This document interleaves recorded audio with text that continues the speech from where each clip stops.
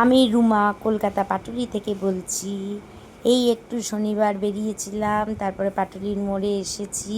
তারপর দেখলাম মন্দিরে বেশ ভালোই ভিড়, বড় ঠাকুরের পুজো হচ্ছে, তাই আমিও একটু প্রণাম করে নিলাম। এই দেখো মন্দিরে সবাই পুজো দিচ্ছে, আমি একটু নমস্কার করে নিলাম। তারপরে ঠিক তার অপোজিটে হলো বজরংবলীর মন্দির। তোমাদের আগেও এই মন্দিরটা আমি দেখিয়েছি, কারণ কিছুদিন আগেই বজরংবলীর পুজো গিয়েছিল। এখানেও এসে দেখেছি খুব ভিড়, কারণ শনি আর মঙ্গলবার বজরংবলীর মন্দিরে ভিড় হয়, তোমরা সবাই জানো। এখানেও একটু প্রণাম করলাম। আমি সেই দিন সেইভাবে পুজো দিইনি, শুধু একটু নমস্কার করেছি। তারপরে দেখলাম সবাই বেশ পুজো দিচ্ছে, সেটাও দাঁড়িয়ে দাঁড়িয়ে দেখলাম, ভালোই লাগছিল। আর বেশ হাওয়াও দিচ্ছিল, তাই একটু দাঁড়িয়েছিলাম। আর মন্দিরে যেতে আমাদের সবারই ভালো লাগে, আর সবাই খুব সুন্দর পুজো দিচ্ছে, তাই একটু দাঁড়িয়ে দাঁড়িয়ে দেখছিলাম। তারপরে ভাবলাম যে এখনই বাড়ি চলে যাব, তার থেকে একটু আরেকটু ঘুরি।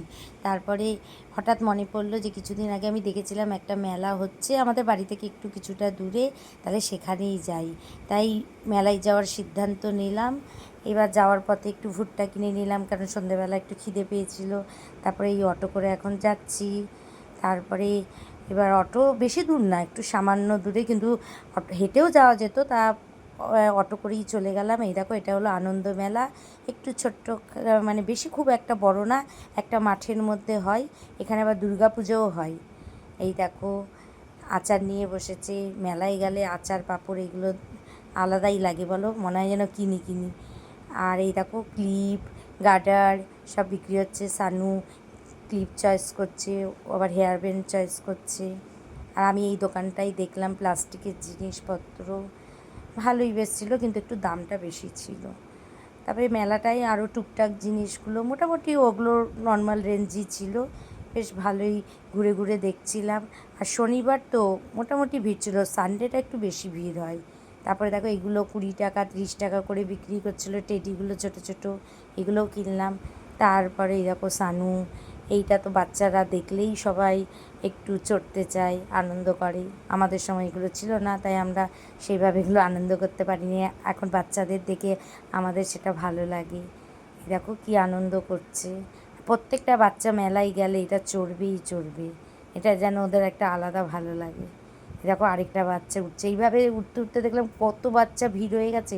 তারপরে মেলায় গিয়েছি, একটু ঘুগনি না খেলে হয়, তাই আমি আবার একটু ঘুগনি খেয়ে নিলাম। কেউ খাইনি, শুধু আমিই খেয়েছি।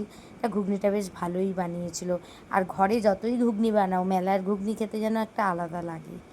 এটা আমি খেয়ে, মানে আমার অন্তত ভালো লাগে।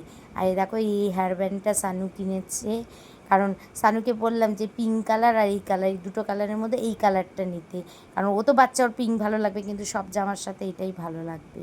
তোমাদের কেমন লাগলো জানাবে এই হেয়ার ব্যান্ডটা। দেখো তারপরে তারপরে এই দোকানটার সামনে দিয়ে আসছিলাম, কি সুন্দর ফটো ফ্রেম, ফুলের সমস্ত জিনিসপত্র ছিল, খুব ভালো লাগছিল। তাই আমি আবার এটা একটু ভিডিও করে নিলাম। আর বেশিক্ষণ ওখানে মেলায় কাটালাম না, কারণ ওয়েদারটা ভালো না, কখন ঝড় বৃষ্টি এসে পড়বে। তাই বাড়ির দিকে রওনা দিলাম, আবার অটো করে এসে পড়লাম, না হেঁটে, কারণ আস্তে আস্তে আবার টাইম লাগবে। তারপরে পাটুলির মোড়ে এসে আবার একটু আইসক্রিম খেলাম, কারণ গরমকাল, আইসক্রিম খেতে তো ভালোই লাগে। আর এই দাদাটা আমাদের বাড়ির সামনে দিয়েও যায়, আমরা মাঝে মাঝেই আইসক্রিম কিনে খাই। ভিডিওটা তোমাদের কেমন লাগলো একটু কমেন্টস করে জানাবে। Okay bye, tata.